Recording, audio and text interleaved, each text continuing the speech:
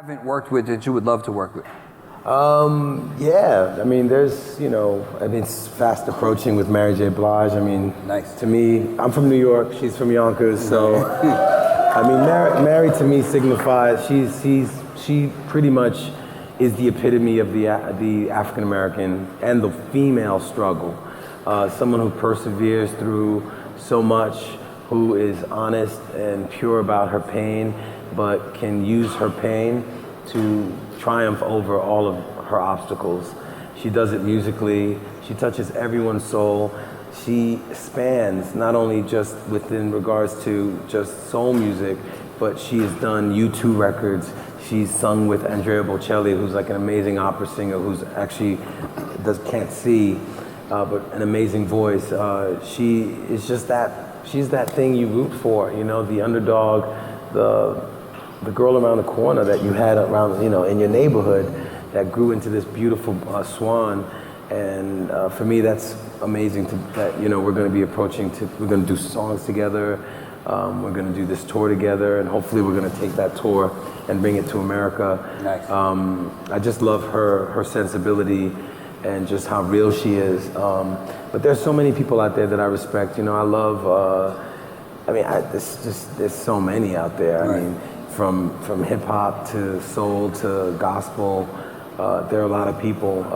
I try to keep the records pure sometimes without making so many features, only because, you know, I'm kind of old school that way. I remember, you know, when records only were like 8 songs, but you just loved every one of them 8 songs.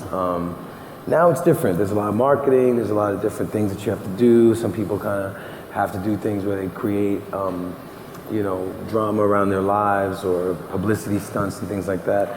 I'm just not about all that drama. I just, you know, want to make a record, quietly live the life that I want, use the experiences that come from it, and, you know, present them to you in a way so that you can apply your own experiences onto the records. And I always want to make records that sound different than the last ones. I don't believe in, you know, resting on my laurels and, you know, creating a formula that makes you go, oh yeah, that's what he does, that's how he always does it. In some ways I want you to be a little confused in the beginning and go, well, this is not, you know, what I expected, but at the same time I would like it to sort of slowly, you know, get into your consciousness a little bit. Urban Hang Street was really like that. As much as people really see it as something that was so big, you know, it did not debut in the top 200. It was, I think it was, if I even remember, because I'm not really I don't really look at charts or things like that, but it was, you know, I mean, I think it entered the R&B album chart at 43 or something, and every week it would go 1 up, and every other week 1 up. I was so surprised by my own success at a certain point, because I was already feeling like I was a failure in the beginning, because I had so many high hopes about what was going to happen. You know, the album was done a year before it was even released, so I was watching everyone have their records come out, and I felt like, well, is anything going to happen with this music? I mean, did I make the wrong choice? Should I just have been a songwriter? You know, it just surprised me in ways that I didn't imagine, but it kept me humble at the same time. That's why for me, I'm not convinced, you know? I'm still like, is this really still happening? And thank God, because of all of you, it still is happening. And I thank you for that. I thank you so much for the years of support again. We got one more song to play up the album. When we clap, yep, clap, clap, clap, clap, clap. I've been to that. When this next song drops, y'all can start lining up. Ramona DeBra has a microphone over here if you have questions when the record drops. But hold on, my last question is, tell me something about Maxwell most people don't know. Well, I mean, stage fright. Stage fright? Yeah, stage fright. I go through a lot before the show. The only reason why I get out on stage is because I don't want to disappoint the people who have gotten babysitters, driven, you know, got their hair did, and the guys that really don't want to be there because the basketball game is on that night. You know, all those things come into play, and you just get out there and you do it. Like even when I did the Essence, I just did Essence on July 1st. I don't know if anybody was there. I don't know if you knew, but I had a 101 fever, a cough, but I knew that I had to do it, you know? The show must go on, especially at 43.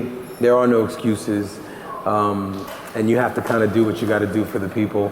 Thank God that there was a voice, because this woman's work is not the easiest song to do when you have a cold. But yeah, you know, I do suffer from stage fright a little bit, and at the same time, another thing is I make my own bed, I do my own laundry, right? I do. Real talk. I even make the hotel bed up. What? I do. I just have this weird thing where I feel like if you don't respect your space, and if you don't respect where you are, then you don't respect yourself. So for me, especially after going to Haiti and going into Cirque du Soleil and seeing, and this is a very true story, guys, you have to know this. You know, I'd flown in on this really small plane, and I went out into this area, which is like the poorest place in Haiti. And I walked into this shack that was made with plastic bags and brooms, and I walked into this small, I guess, home that was lived in by 5 people in shifts. They would sleep, and then one would have to get up and the other one would get to sleep. That's how it worked for them. And I walked in and I saw this mother with a stone, and she had a son, and she was giving her son a pedicure with a stone. And it just blew my mind. And it wasn't like I felt sorry, and it wasn't like I was moved to tears, not like how I am right now as I'm describing this to you, because it was like, who am I to even judge that life? This is the life that is there. Of course, I can do so much to make that person's life better, which is what I'm trying to do with APJ, being involved with Paul Haggis, Sean Penn, Donna Karen. I'll be in Toronto hosting an event honoring Sean Penn for his work in Haiti. But I saw the pride of this woman, even where she was, in this desolate place, coming from a place like New York where I have, you know, room, space, food, I can Uber, I can Seamless, I can this, I can that.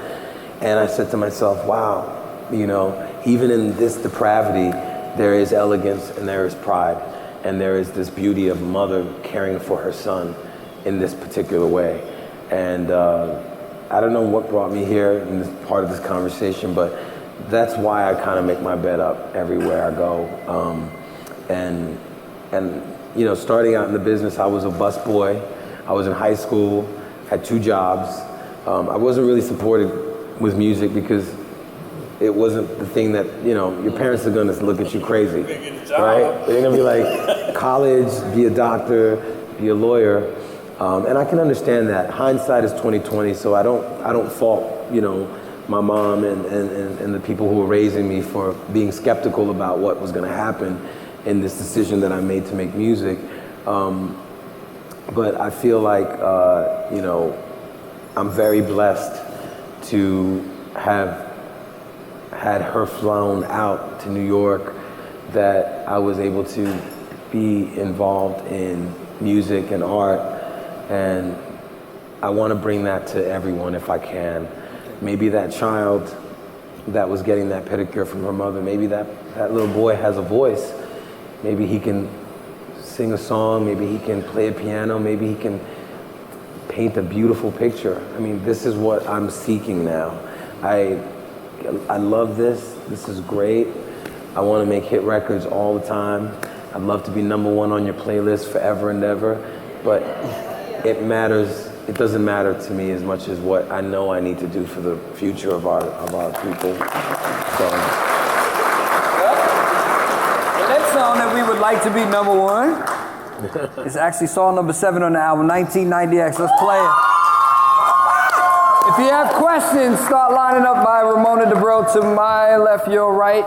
And Patty Richards is in the middle as well. She has a microphone. So if you start lining up, because, yeah, we screen. Go ahead, play the song. 1990X, V-103, Maxwell.